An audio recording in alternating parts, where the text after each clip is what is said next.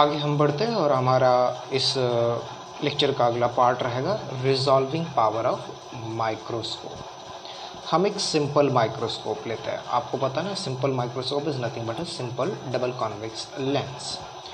Now here we have a simple microscope in front of which we have kept two sources of light or you can say two objects। थोड़ी देर बाद हम इन्हें बदलेंगे। अब आप बोलेंगे बदलने की क्या ज़रूरत है, तो O and O डैश हम दो केसेस में ले सकते हैं। First they are going to be self illuminous sources and second case में हम इन्हें नॉन इल्यूमिनस सोर्सेस ले लेते हैं। ठीक है, सेल्फ इल्यूमिनस का मतलब है खुद से चमकने वाला एंड नॉन सेल्फ इल्यूमिनस का मतलब है कि उसके ऊपर लाइट गिरेगा और वो उसके बाद क्या करेंगे, शाइन करेंगे।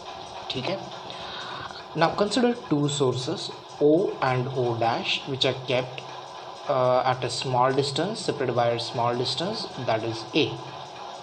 Now here we have rays of light starting from point O or you can say object O.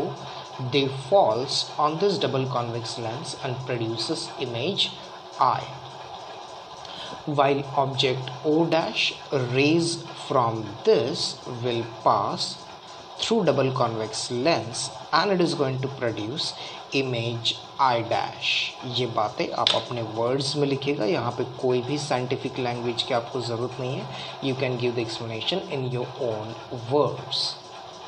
Now understand this angle, यहाँ पे जो एंगल बन रहा है this is alpha and this angle is alpha. Even यहाँ से जो centre से लाइन जाएगा वो मैंने यहाँ पे दिखाया नहीं है। ये स्ट्रेट लाइन जाएगा, वो स्ट्रेट लाइन इस लेंस के सेंटर से जाएगा। वो मैंने दिखाया इसलिए नहीं है because that will make this diagram much more complicated. That's why वो जो थर्ड रे है वो मैंने स्किप किया हुआ है। You can go with the help of two rays also.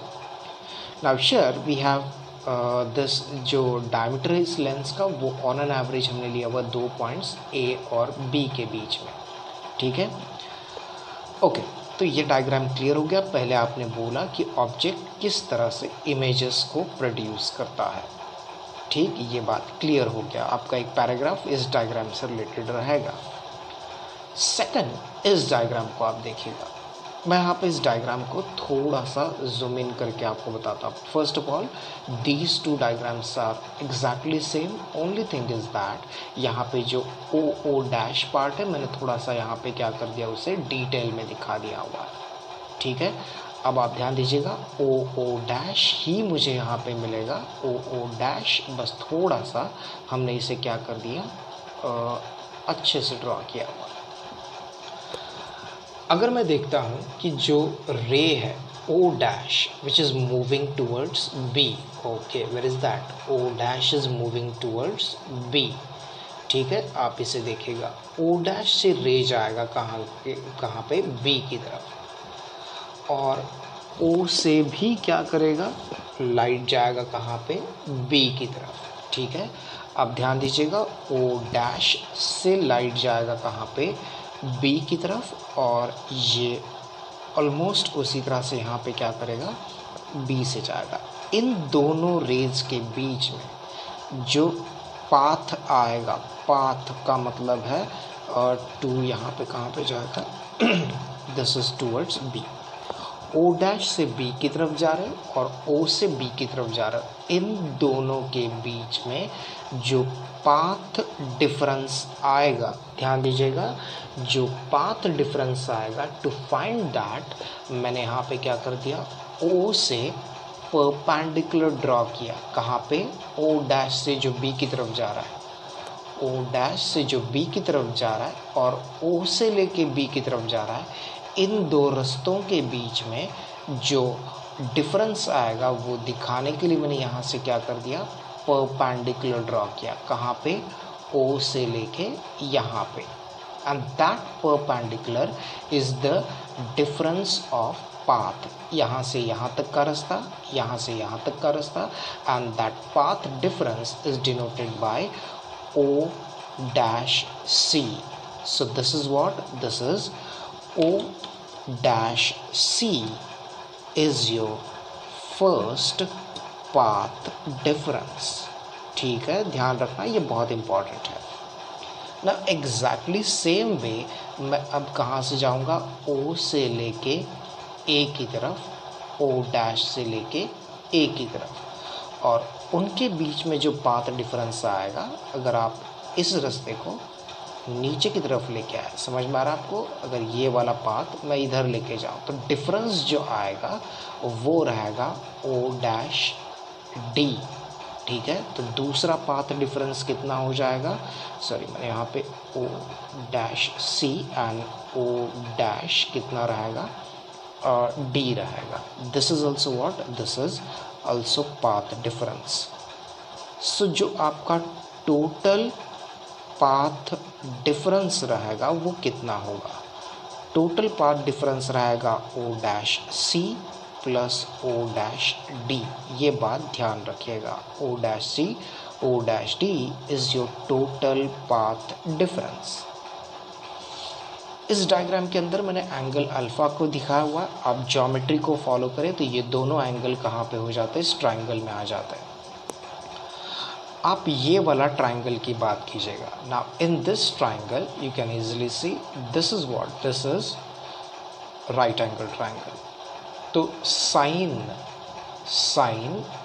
Alpha कितना होगा, opposite hypo, got it.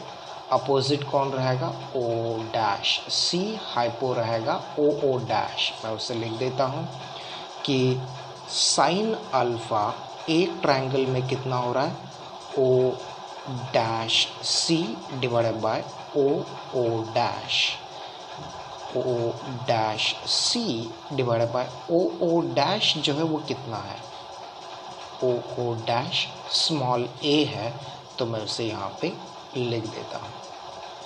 Similarly मैं साइन अल्फ़ा ढूंढता हूँ, लेकिन कौन से ट्रायंगल में, इस ट्रायंगल में। So this is what, this is your 90, तो 90 के आगे वाला हाइपो, तो ये रहा आपका हाइपो, और इसके अपोजिट कौन रहेगा, O dash D. So that will be O dash D divided by O O dash, again O dash D divided by A. From this you can find the value of O C dash. O C dash का value कितना हो गया, ओ C dash का value हो गया ए sine alpha और अरे O dash C and O dash D. This is again a sine alpha. तो यहाँ पे ओ डैश सी मिला मुझे और ओ डैश डी मिला, ठीक है। तो ये आपका क्या है, ये टोटल पाथ डिफरेंस है। तो टोटल पाथ डिफरेंस कितना हो गया, total path difference is O dash C plus O dash D, and that is 2A sin alpha. So this is important, यहाँ पे आप इसे ध्यान में रखेगा कि आपका क्या हो गया, टोटल पाथ डिफरेंस हो गया। आपको गवर्नमेंट बुक की डायग्राम से समझ में आ रहा है, that is well and good, लेकिन यहाँ पे मैंने क्या कर दिया, उसे दो अलग कलर से और दो अलग ट्राइंगल से मैंने इसे सेपरेटली दिखाने का ट्राई किया हुआ है। ये बात अगर आपको समझ में आ रहा है तो हम आगे बढ़ते हैं, लेकिन उसके पहले आपका ये टॉपिक जो चल रहा है उसी को हम कंटिन्यू कर लेते हैं। उसके पहले आप एक ध्यान रखिएगा, रिफ्रैक्टिव इंडेक्स का कंसेप्ट जो हम पिछले साल देख चुके हैं। What is the refractive index? Refractive index is wavelength of light in air to the wavelength of light in medium. This is the part that we have studied in last year's syllabus, right. मैंने यहाँ पर refractive index को ईटा से mention किया हुआ है। You can use any symbol, you can use mu, you can use eta, या फिर आप सिंपली रिफ्रैक्टिव इंडेक्स ऐसे भी लिख सकते हैं। किसका? मीडियम का विद रिस्पेक्ट टू एयर। कहाँ से आ रहा है? एयर से आ रहा है। कहाँ पे जा रहा है? मीडियम में जा रहा है। टू रिप्रेजेंट दैट मैंने ईटा यूज़ किया हुआ है। गवर्नमेंट बुक के अंदर उन्होंने क्या किया हुआ है, they used n, small n use किया हुआ है। देयर इज़ नो नीड, आप कोई भी यूज़ कर सकते हैं। सो मैंने यहाँ पे क्या कर दिया, refractive index of medium with respect to air ले लिया, ठीक है। क्रॉस मल्टीप्लाई कीजिएगा, लैम्डा एम का वैल्यू कितना आएगा, lambda A divided by n. ये बात दिमाग में रखिएगा, ठीक है। Now there comes the same diagram जो हमने पहले लिखा है। इस सब के बाद आप आगे एक और पैराग्राफ लिखेंगे, किसका? थियरी का। हम क्या ढूंढ रहे? Resolving power of microscope. These two objects are separated by distance of what? Small a. ये मिनिमम इतना डिस्टेंस है, ये इन दोनों के बीच का मिनिमम डिस्टेंस कितना है? a, जिसकी वजह से इनकी इमेजेस, इन दोनों की इमेजेस मुझे यहाँ पे मिल रहा है, but these two images are just resolved images. ये कैसे मिलेगा आपको? Just resolved images. That means here central maxima एक का किसके ऊपर मैच करेगा? जस्ट रिजॉल्व्ड इमेजेस में। अगर आपको याद आ रहा है तो जस्ट, ये नहीं, ये ओके, यहाँ पे जस्ट रिजॉल्व्ड इमेजेस में क्या होता है कि जस्ट रिजॉल्व्ड इमेजेस में सेंट्रल मैक्सिमा एक का दूसरे के मिनिमा के ऊपर जो है वो मिलता है। तो हम यहाँ पे थ्योरी पार्ट में बोलेंगे। नाउ इन दिस डायग्राम हम थ्योरी पार्ट में क्या लिखेंगे? We are writing that these two objects are separated by distance of small a in such a way that these images produced by them are just resolved images. Clear? तो just resolved images आपको कब मिलता है? When first it meets first central maxima of first, it overlaps with what? First minima. तो minima के लिए condition क्या है? मिनिमा के लिए कंडीशन है आपका कि a साइन थीटा आपका क्या होना चाहिए? लैम्बडा होना चाहिए। याद है ना, n लैम्बडा वाला कंडीशन हमारे पास आया था। तो पाथ डिफरेंस कितना होना चाहिए आपका? Path difference it should B n lambda. ध्यान दीजिएगा n क्या है? वो मिनिमा का कंडीशन है। This is the condition for what? Minima. आपका पाथ डिफरेंस इस केस में कितना आ चुका है? इस केस में मुझे पाथ डिफरेंस मिला हुआ है, it is 2a sine alpha. तो मैं लिख देता हूँ 2a साइन अल्फ़ा, वाइल ये कितना है? n lambda. Okay, 2a sine alpha it is equal to, light कहाँ पे ट्रैवल कर रहा है? लाइट ट्रैवल कर रहा है मीडियम में, तो मैंने लिखा है लैम्बडा m। लेकिन आपका ये मिनिमा कौन सा है? फर्स्ट मिनिमा के ऊपर जाके क्या करना है आपको? ओवरलैप करना है। तो ये वैल्यू कितना हो जाएगा? Lambda m। ठीक है, तो ये हो जाएगा लैम्बडा m। रीअरेंज कीजिएगा इसको। मैं इसे लिख रहा हूँ साइन, ध्यान दीजिएगा, मैं इसे लिख रहा हूँ तो साइन अल्फ़ा को रीअरेंज कर देता हूँ और इस साइड लेके आता हूँ। तो ये क्या हो जाएगा? a इज़ इक्वल टू, ध्यान दीजिएगा मैं a के साथ आगे जा रहा हूँ इसको लेके, a is equal to lambda m divided by 2a sine alpha. ठीक है, but what is the value of lambda m? Lambda m का वैल्यू है lambda a divided by refractive index. Rearrange कर लेते हैं। a is equal to lambda air divided by 2 into a sin theta as it is, a sin alpha, and ये जो ईटा आ रहा है, ये वाला ईटा, समझा ना आपको? लैम्बडा m को रिप्लेस करा तो ये ईटा कहाँ पे आएगा? यहाँ पे आएगा।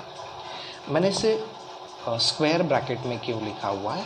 Because this is called as this part, yes, we have studied this in last year's syllabus, and this is called as a is equal to lambda air divided by 2 into numerical aperture, इसे बोला जाता है। Understand concept क्या हुआ?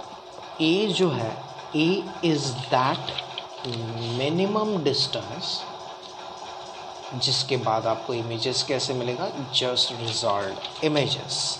So this is limit of resolution,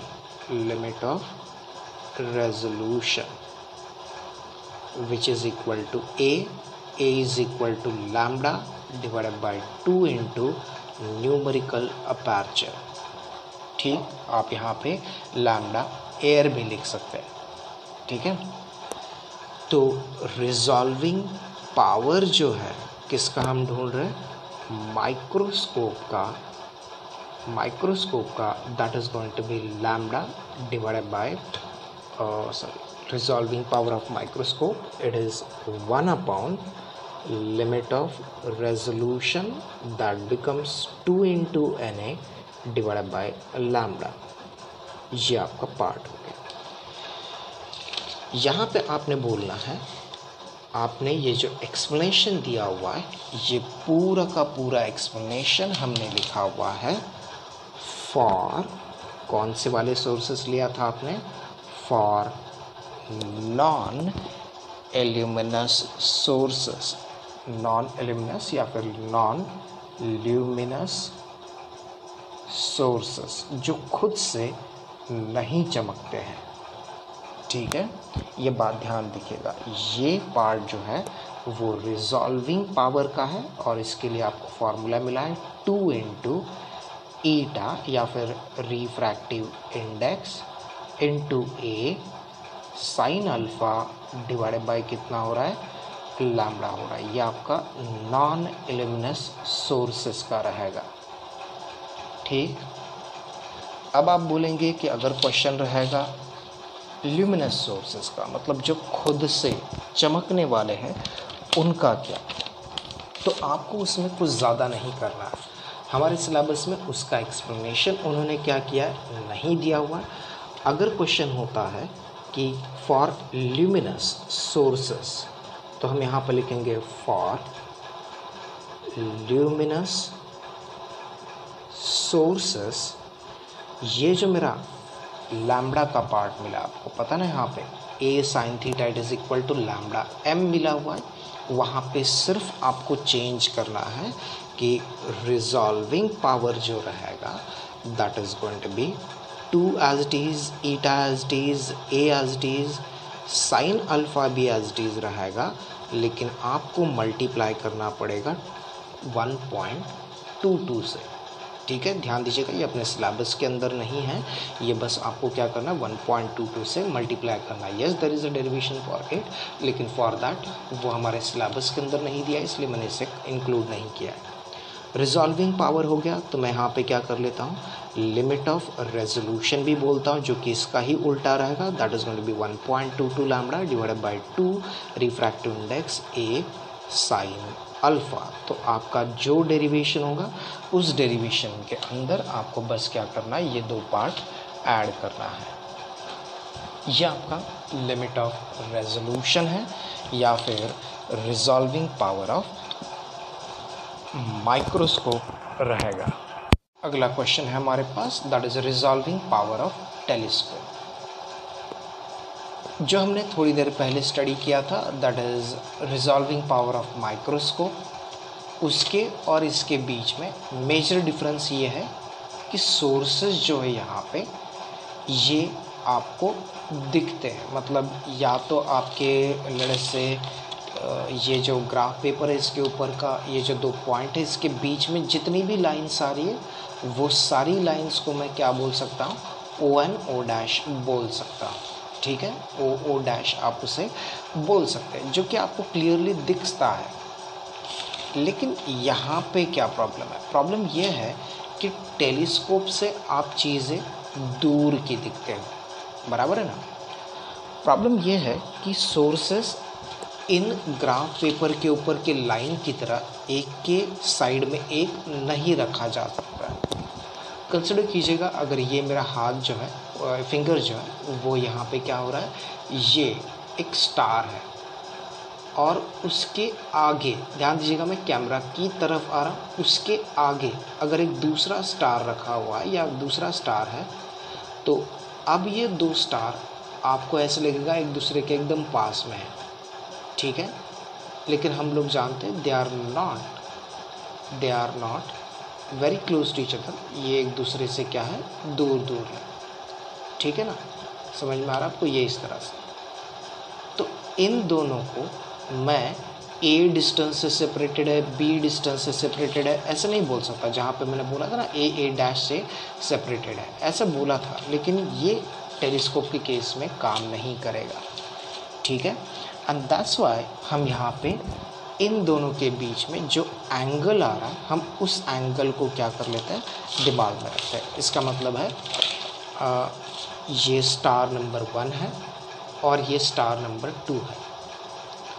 और इससे light क्या कर रहा है, आगे जा रहा है। समझ में आ रहा है आपको, ये इस तरह से। तो इन दोनों के बीच में ये जो एंगल आ रहा है थीटा, हम इसको दिमाग में रखने वाले हैं। क्लियर है? लाइट तो आ रहा है, पहले स्टार से भी आ रहा है, दूसरे से भी आ रहा है, और ये जो लाइट है इनके रेज के बीच में जो एंगल आ गया, इस एंगल को मैंने बोला angle theta, and that angle is called as angular separation. तो ये दो स्टार है, मैं इधर नहीं दिखा सकता, तो उनसे निकली हुई रेज के बारे में बात कर लेते हैं। एक डायग्राम बहुत ही इजी है। कौन सा? ये जो मैंने पेंसिल से दिखाया है, शायद से आपको दिख रहा है, पेंसिल से दिखाया, उसमें देखिएगा रेज क्या किया, आके यहाँ पे मिल गया। दैट इज़ वेरी सिंपल, क्योंकि हम बहुत देर से इस डायग्राम को ड्रॉ करते हैं कि रेज जब भी लेंस से आता है तो एक पर्टिकुलर पॉइंट पे मिलता है। वो इमेज मुझे कौन सा मिला है, आई मिला है। That is the image given by first star. दूसरा स्टार उसके साइड में रखा हुआ है, जिससे आने वाली रेज क्या करता है, लेंस से जाता है और वो इमेज आई डैश प्रोड्यूस करता है। Now these things you are suppose to write it in your own words. आप बोलिएगा consider two sources of light which are present at a very large distance and the rays coming from them they passes through the telescope and produces images I and I dash. Rays के बारे में बोलिएगा और इसके आगे बोलिएगा कि the angular separation between the two sources of light is theta, that is enough। अब ये आपका थ्योरी पार्ट हो गया। यहाँ पे आपको एक और जो पार्ट है वो दिमाग में रखना, ठीक है। आप ये जो एंगल अंदर की तरफ मैं लेके आ गया, उसका कोई ज्योमेट्रिकल आपको एक्सप्लेनेशन देने की ज़रूरत नहीं है। You just say that angle theta is, और एंगल थीटा यहाँ पे भी आ जाता है। यहाँ पे जो इमेजेस आएगा, ठीक है, वो कैसा होना चाहिए, ध्यान दीजिएगा। अगर मैं यहाँ पे आने वाली इमेजेस को जस्ट रिजॉल्व रखता हूँ, ठीक है, ध्यान दीजिएगा, ये इमेजेस कैसे होने चाहिए, जस्ट रिजॉल्व होने चाहिए। लेकिन जस्ट रिजॉल्व इमेजेस आपको कब मिलता है, when maxima of first overlaps with central maxima of first, it overlaps with what? Yes, overlaps with first minima। Clear है? फर्स्ट डिफ्रैक्शन पैटर्न का ये मैं थोड़ी देर पहले आपको बताया था। एग्जैक्टली सेम वे में मुझे यहाँ पे इमेजेस मिलना चाहिए। सो द मिनिमम एंगल, एक इतना छोटा एंगल रखो इन दोनों के बीच का कि उनकी इमेजेस जो मिलेगा वो कैसा रहेगा, जस्ट रिजॉल्व रहेगा, and that angle is called age limit of resolution. ये इसे कौन डिसाइड करता है, तो पाथ डिफरेंस डिसाइड करता है। सो what is the path difference? Path difference हम यहाँ पे ले लेते हैं। रेज कहाँ से कहाँ पे जा रहा है, रेज जा रहा है बी से लेके आई डैश की तरफ, ओके, बी से आई डैश की तरफ। और एक और रेज आ रहा है जो कि कहाँ से जा रहा है, ए से लेके आई डैश की तरफ। तो ये आपका क्या हो गया, पाथ डिफरेंस हो गया। So what is the path difference, B I dash and A I dash. Clear? This is the path difference produced by two rays which are meeting on the screen, and which produces what, just resolved images। Clear? ये बात आप पहले clear कर लीजिएगा। अब आगे क्या करना है भाई, यहाँ पे तो बात मुझे समझ में आ गई कि ये पाथ डिफरेंस है, उसकी वजह से मुझे यहाँ पे क्या मिल गया, जस्ट रिजॉल्व्ड इमेजेस मिल गया। अब जो साइंटिस्ट है AIRY, एरी जो है, ये जो साइंटिस्ट है, उनका जो क्राइटेरिया है, उन्होंने आपको ये बोला हुआ है कि ये path difference just resolved images देने के लिए कितना होना चाहिए, B I dash minus A I dash, it should be 1.22 times the wavelength.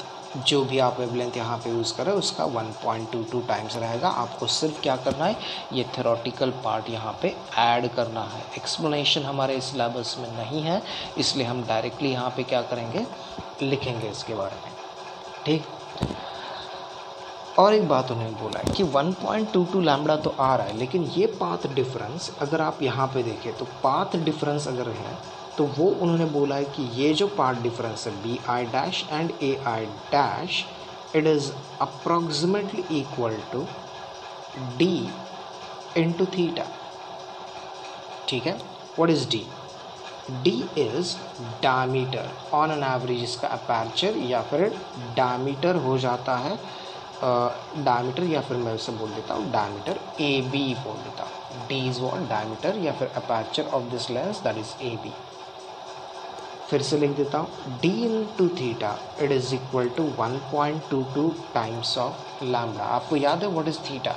Theta ये आपका मिनिमम एंगल होना चाहिए दो सोर्सेस के बीच का, जिससे आपकी इमेजेस कैसी हो? जस्ट रिजॉल्व इमेजेस आपको मिले। सो रीअरेंज कीजिएगा, what is theta? Theta is angular separation between the to sources of light, जिसकी वजह से मुझे क्या मिलेगा? सो इमेजेस जस्ट रिजॉल्व मिलेगा। So that is 1.22 lambda by D. तो ये क्या है? ये तो आपका लिमिट ऑफ रेजोल्यूशन होता है। तो ये मिला मुझे 1.22 लैम्बडा बाय डी। आपका रिजॉल्विंग पावर क्या होता है? Resolving power of telescope is always reciprocal of limit of resolution. तो ये हो जाता है उल्टा, that is D divided bye 1.22 lambda. ठीक है, तो ये आपका यहाँ पे डेरिवेशन ख़त्म होता है। यहाँ से आपको क्या पता चलता है? जिस टेलीस्कोप का लेंस जो है वो बड़ा रहेगा वो अच्छे से रिजॉल्व इमेजेस आपको देगा, और वेवलेंथ जितना कम रहेगा उतना आपको क्लियर क्या मिलेगा? इमेजेस मिलेगा। दैट मीन्स विजिबल लाइट से भी आपको कम वाली वेवलेंथ को यूज़ करना पड़ेगा। तो ये टेलीस्कोप है, resolving power of telescope. Concept आपको समझ में आ गया होगा। तो यहाँ पे इस चैप्टर का ये थ्योरेटिकल पार्ट जो है वो ख़त्म हो जाता है। इस लेक्चर को ख़त्म करने में बहुत दिन लग गए। दिन इसलिए लग गए क्योंकि ये चैप्टर बहुत बड़ा चैप्टर है, और पिछले सिलेबस में ये 2 चैप्टर हुआ करते थे, अलग अलग चैप्टर्स। उन्होंने दोनों को कंबाइन करके एक सिंगल चैप्टर कर दिया, इसलिए कंसेप्ट जो है वो बहुत ज़्यादा आ गया। अब इस चैप्टर के अंदर कुछ प्रॉब्लम्स आते हैं, उन प्रॉब्लम्स को हम यहाँ पे सॉल्व करते हैं। मैं सारे प्रॉब्लम्स की तरफ नहीं जा रहा, you can get the answers anywhere. बस आपको क्या करना, जब भी प्रॉब्लम आए या फिर जब भी आप क्वेश्चन देखें और आपको समझ में ना आए कि ये क्वेश्चन कौन से पार्ट से रिलेट जा कर रहा है, तो आप उसे चैप्टर के अंदर जाइए, पुराने लेक्चर्स देखिएगा और वहाँ पे आप उस पर्टिकुलर पार्ट की तरफ जाइएगा। पहले थियरी क्लियर कीजिएगा, उसके बाद आप क्या कीजिएगा, प्रॉब्लम्स की तरफ आइएगा। तो मैं यहाँ पे हूँ, एक क्वेश्चन जो है वो गवर्नमेंट बुक के अंदर मैं देख रहा हूँ, मल्टीपल चॉइस क्वेश्चन है, और वहाँ पे एक प्रॉब्लम दिया है उन्होंने, प्रॉब्लम नंबर 4। मैं क्वेश्चन पढ़ रहा हूँ। In Young's doubles experiment the 2 coherent sources of light of different intensity. ध्यान दीजिएगा, उनका इंटेंसिटी कैसा है, अलग अलग है, और उसका रेशियो जो है मैक्सिमा और मिनिमा का उन्होंने दिया हुआ है 25/1, और आपको बोलता है कि इंडिविजुअल इंटेंसिटी का रेशियो दे दो। तो अगर आप चैप्टर के अंदर गए हो और आपको पता है, तो वो फार्मूला जो होता है वो है I max bye I minimum. I max divided by I minimum, ये रेशियो हो जाता है A1 + A2 का स्क्वायर, और वो हो जाता है A1 - A2 का square. I max bye I minimum का वैल्यू उन्होंने क्वेश्चन में दिया है 25/1। तो मैं दोनों साइड क्या कर लेता हूँ, स्क्वायर रूट ले लेता हूँ कि क्या आता है देखता हूँ। दोनों साइड स्क्वायर रूट ले लिया तो बन जाता है 5/1, which is A1 + A2, A1 - A2। Cross multiply हम कर लेते हैं, so that will be 5A1 - 5 of A2, which is equal to A1 + A2। Rearrange कीजिएगा, 4A1 which is equal to -5 उस साइड जाएगा, और वो हो जाएगा 6 ऑफ A2। तो A1 डिवाइडेड बाय A2 का रेशियो मुझे मिल रहा है 4/6, that is 6 divided by 4, and that will B 3/2। तो A1/A2 का वैल्यू आपको मिला 3/2। बट इंटेंसिटी हमेशा क्या होता है, एम्पलीट्यूड का स्क्वायर होता है। तो I1/I2 कितना होगा, A1/A2 का स्क्वायर। तो वो कितना हो जाएगा, 3/2 का स्क्वायर, दैट विल बी 9/4। ठीक है, तो ये आपका क्या हो गया, एक आध प्रॉब्लम हो गया। आप इसी तरह से क्या कीजिएगा, अपने नॉलेज को यूज़ करते जाएगा और उस नॉलेज से क्या कीजिएगा, प्रॉब्लम्स को सॉल्व करने का ट्राई कीजिएगा। These are very very easy problems, कोई बहुत ज़्यादा या बहुत डिफ़िकल्ट प्रॉब्लम्स है नहीं। आप अगला प्रॉब्लम देखता हूँ वहाँ पे कौन सा है। तो प्रॉब्लम नंबर 13 की तरफ मैं जाता हूँ। अगर आपके पास टेक्स्ट बुक है तो आप वहाँ पे देखिएगा और आप वहाँ पे भी डेटा को स्टडी कीजिएगा।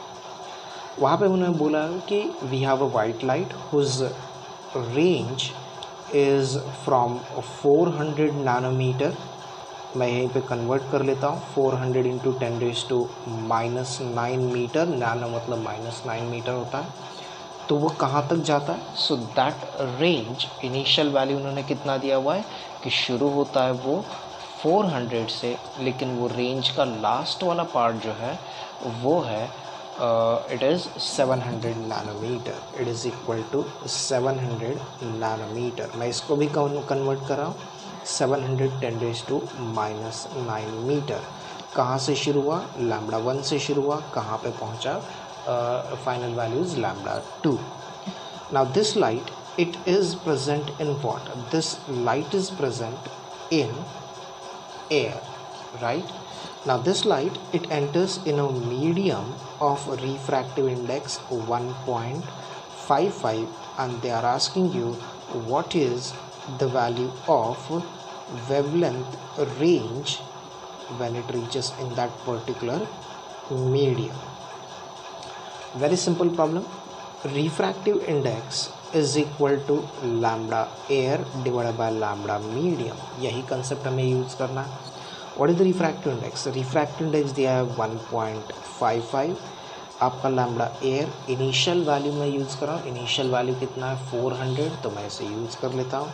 400 10⁻⁹ डिवाइडेड बाय ढूंढना है lambda m, initial final value, तो λ1 डैश क्रॉस मल्टीप्लाई कीजिएगा, λ1 dash it is equal to 400 1.55 10⁻⁹ this value आप लॉग टेबल से इसे सॉल्व कीजिएगा। ये वैल्यू आता है 258 के आसपास इंटू 10⁻⁹।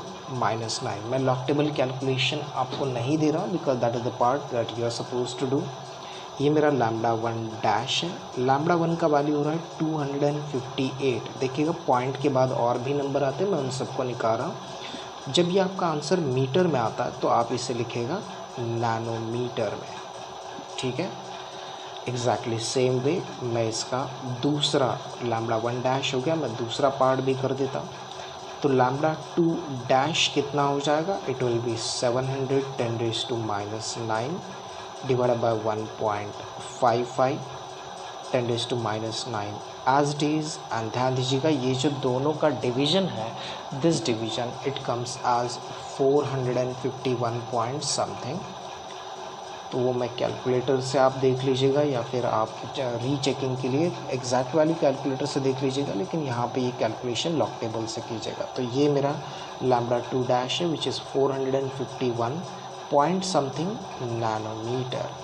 आप क्रॉस चेक कीजिएगा गवर्नमेंट बुक के अंदर भी और कैलकुलेटर से भी और लॉग टेबल से भी, क्योंकि बहुत सारे प्रॉब्लम्स के अंदर डेटा मिसिंग भी होता है और आंसर्स, ये नया बुक है तो शायद से आपके आंसर्स और गवर्नमेंट बुक के आंसर्स मैच नहीं करेंगे। तो आपको खुद से कैलकुलेटर से भी और लॉग टेबल से भी क्या करना पड़ेगा, क्रॉस चेक करते जाना पड़ेगा हर प्रॉब्लम को। इसके बाद मैं अगला एक दो और प्रॉब्लम लेता हूँ, जहाँ पर मैं प्रॉब्लम नंबर प्रॉब्लम नंबर 14 को, दैट इज़ 14 को देख लेता हूँ। प्रॉब्लम नंबर 14 में उन्होंने बोला हुआ है कि ऑप्टिकल पाथ जो है कहाँ पे, ग्लास के अंदर, is exactly equal to optical path in given medium. ठीक है, ये बात उन्होंने बोला है कि इन दोनों का पाथ, ऑप्टिकल पाथ क्या है, सेम है, बस लाइट एक बार ग्लास में और दूसरा एक मीडियम में। ऑप्टिकल पाथ का फॉर्मूला क्या है? Optical path it is equal to distance divided by lambda medium. ठीक है, तो लैम्बडा का कंसेप्ट क्या है भाई? लैम्बडा का कंसेप्ट ये है कि refractive index of given medium it is equal to lambda air divided by lambda medium. ठीक है, तो एक काम कर लेते हैं, हम इसको चेंज कर लेते हैं with respect to glass and medium. तो आपके पास रिफ्रैक्टिव इंडेक्स ऑफ ग्लास उन्होंने डेटा में कितना दिया हुआ है? It is I think it is given as 1.55 या कुछ, I think it is 1.6। This refractive index is given as 1.6। ठीक है, ये 1.6 दिया है। लैम्बडा ए को मैं एज इट इज़ रख देता हूँ और लैम्बडा मीडियम को भी मैं क्या कर लेता हूँ, एज इट इज़ रख देता हूँ। क्रॉस मल्टीप्लाई कीजिएगा, लैम्बडा मीडियम या फिर मैं इसे लैम्बडा ग्लास बोल देता हूँ। लैम्बडा ग्लास कितना आएगा? It is lambda air divided bye कितना हो जाएगा? 1.6। ये वैल्यू उठाइएगा और आप यहाँ पे रख दीजिएगा। तो ऑप्टिकल पाथ जो है किसका? ग्लास का, वो कितना आएगा? ऑप्टिकल पाथ ग्लास का होगा, उन्होंने ये वैल्यू जो है, इसे मैं D1 को बोल देता हूँ, दैट D1 इज़ 3 सेंटीमीटर। तो मैंने लिखा 3×10⁻², सेंटीमीटर को मीटर में कन्वर्ट किया। और ये जो मीडियम है वो कितना है? लैम्बडा ए। और ये जो डिवाइडेड वाला 1.6 है वो किधर जाएगा? ऊपर की तरफ जाएगा। तो ये मेरा क्या हो गया? ऑप्टिकल पाथ ऑफ ग्लास हो गया। Exactly same way optical path मुझे किसके लिए लिखना पड़ेगा? मीडियम के लिए। तो वो कितना है? x सेंटीमीटर है, तो मैं लिख देता हूँ इसको 10⁻²। और उसका रिफ्रैक्टिव इंडेक्स उन्होंने क्वेश्चन में दिया हुआ है 1.25। और लैम्बडा एयर तो एज इट इज़ रहेगा, but these two values are equal. अगर ये दो वैल्यू इक्वल है तो इनको इक्वेट करता है और हमारा आंसर आ जाएगा 3×10⁻², 1.6 divided by lambda A which is x 10⁻² into 1.25 divided by lambda a। lambda a और lambda a कैंसिल, -2 10⁻² कैंसिल हो जाएगा और आपको आंसर मिल जाएगा यहाँ पे 4.8 divided by 1.25 it is equal to x। आप इसको सॉल्व कीजिएगा और आंसर आपका होना चाहिए 3.84। आंसर आपका 3.84 में आएगा। आंसर सेंटीमीटर में होगा, कि कोई -2 मैंने उड़ा दिया, तो अगर x का ये वैल्यू 3.4 सेंटीमीटर में ही आएगा। ये प्रॉब्लम नंबर 14 है। हम कुछ और भी देख लेते हैं, एक दो और प्रॉब्लम देख लेते हैं। प्रॉब्लम है प्रॉब्लम नंबर 17। तो यहाँ पे उन्होंने बोला है कि आपके पास है एक लाइट, जिस लाइट का इंटेंसिटी जो है वो कितना है? It is I0। ठीक है, तो मैं यहाँ पे एक पोलराइड बना लेता हूँ और ये पोलराइड के अंदर लाइट कितना जा रहा है? I0 इंटेंसिटी का जा रहा है। हम लोग जानते हैं कि जैसे वो किसी पोलराइड से जाता है तो उसका इंटेंसिटी पहले पोलराइड से जाते ही वो कितना हो जाता है? आधा हो जाता है। तो भाई ये तो मान गए। आगे जो पोलराइड रखा है उन्होंने बोला कि इसके और अगले वाले पोलराइड के बीच में एंगल कितना मिल रहा है आपको? 50 डिग्रीज़ का मिल रहा है। अब यहीं पे कंफ्यूजन है। अगर सीधे सीधे ये 50 डिग्री दे देता तो प्रॉब्लम ईजी हो जाता। उन्होंने बोला कि जो दूसरा वाला पोलराइड है वो पहले वाले पोलराइड के एक्सिस के साथ कैसे रखा? हॉरिजॉन्टल रखा। मतलब ये और अगला वाला ये तो रखा है वर्टिकल, लेकिन दूसरा वाला कैसे रखा है? उन्होंने इसे हॉरिजॉन्टल रखा हुआ है। अगर आप एक वर्टिकल एक हॉरिजॉन्टल रखें तो एंगल कितना हो जाता है? डायरेक्टली 90 डिग्रीज हो जाता है। लेकिन ऐसे रखने के बाद उन्होंने क्या कर दिया? एंगल 50 का कर दिया। समझा आपको? सीधा हॉरिजॉन्टल वर्टिकल करते तो 90, लेकिन ऐसा करने के बाद उन्होंने क्या कर दिया? 50 डिग्री से टिल्ट किया। समझा आपको? रखा तो ऐसा है, लेकिन टिल्ट कितने से किया है उन्होंने, 50 डिग्री से किया है। तो 90 माइनस 50 कितना हो जाता है, 40 हो जाता है। तो आपका फॉर्मूला क्या है, I2 it is equal to I1 cos square of theta. ठीक है, तो I1 कितना है, I1 मेरा हो जाता है I0/2 cos स्क्वायर, लेकिन थीटा अब मुझे 50 लेना चाहिए था, याद है ना आपको, 50 लेना चाहिए था, लेकिन वो हुआ कितना, 40 का, क्योंकि एक वर्टिकल और एक हॉरिजॉन्टल रखा है। तो ये हो जाता है cos स्क्वायर। तो ये आपका आंसर है, I2 it is equal to I0/2 cos square 40। This is very easy. बस आपका कंसेप्ट क्लियर होना चाहिए, बेसिक जो पार्ट है वो आप ध्यान रखिएगा। It is very easy to understand. Problem number 19 की तरफ मैं जा रहा हूँ। वहाँ पे उन्होंने जो डेटा दिया उसकी तरफ ध्यान दीजिएगा। उन्होंने बोला है सोर्स और स्क्रीन के बीच का डिस्टेंस जो है वो है 2 मीटर का।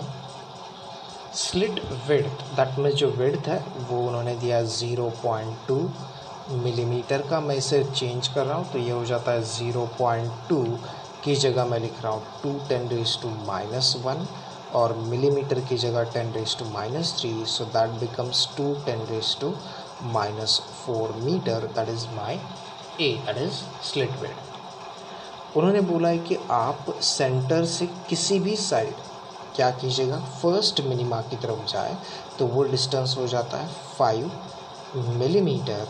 तो मैंने ये लिख दिया। अब वो बोलते हैं कि वेवलेंथ जो आप यूज़ करें उसके वैल्यू बताइए।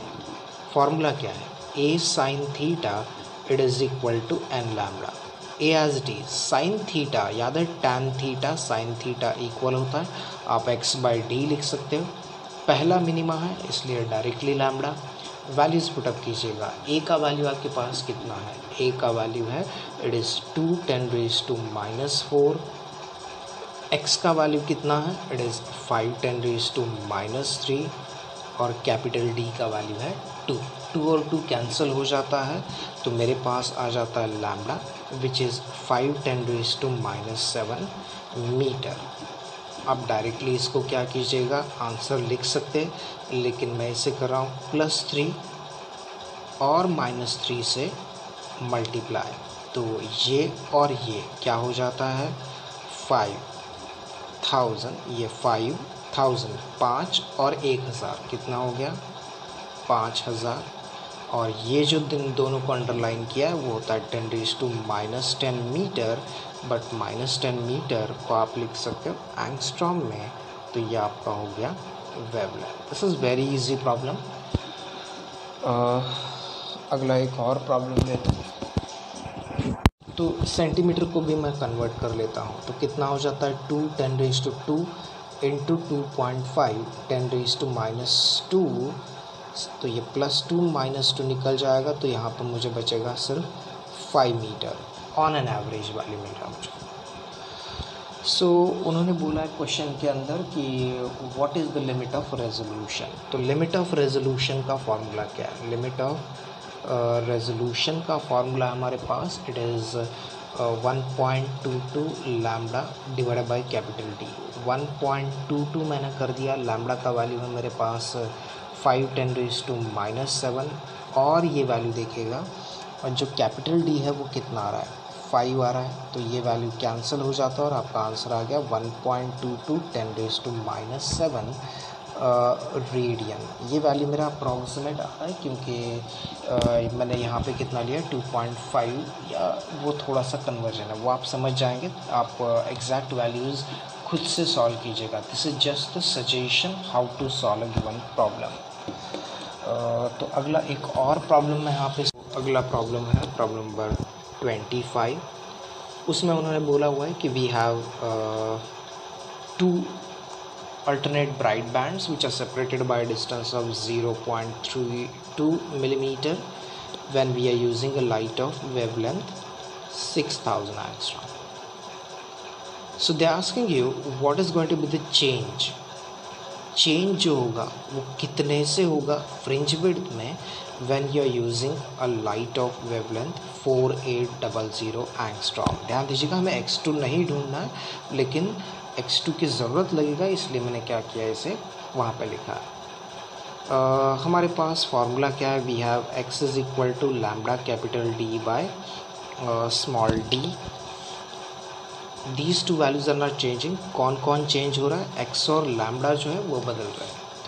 तो यहाँ पर मैं लिख रहा हूँ x1 divided by x2 it is equal to lambda 1 by lambda 2। Values डाल देते हैं, 0.32 डिवाइडेड बाय x2 ढूंढना है मुझको, और ये वैल्यू जो है वो 6000 एंगस्ट्रॉम है। आप -10 मीटर लिख सकते हैं, जो कि अगली स्टेप में ही क्या हो जाएगा, कैंसिल हो जाएगा। तो ये आता है 10 डिवाइडेड बाय 8। आप इसे और भी कम कर सकते हैं, 5/4 भी कर सकते हैं, लेकिन मैंने ऐसे रखा हुआ है 0.32 डिवाइडेड बाय x2। x2 का वैल्यू कितना आएगा, x2 it is equal to 8 into 0.32, और ये जो 10 है वो डिवाइड हो जाएगा। मैं इन दोनों को मल्टीप्लाई कर रहा हूँ, 8 2 6 2.56 divided by 10। So this x2 जो आ रहा है वो आ रहा है 0.256। x2 का वैल्यू मिलीमीटर में ही रहेगा। भाई x2 तो आ गया, लेकिन आपने यहाँ पे x2 नहीं ढूंढना, उन्होंने बोला है कितने से चेंज होगा। तो पहले कितना था, 0.32 था, और अब कितना हो गया, 0.256 हो गया। तो आपको ये चेंज देना है। तो डेल्टा x का वैल्यू हो जाएगा, it will B 0.064, it is 0.064, और आंसर जो आएगा वो आपका रहेगा मिलीमीटर में। चैप्टर को अच्छे से स्टडी कीजिएगा, because this is one of the easiest chapter, बस लेंथी है।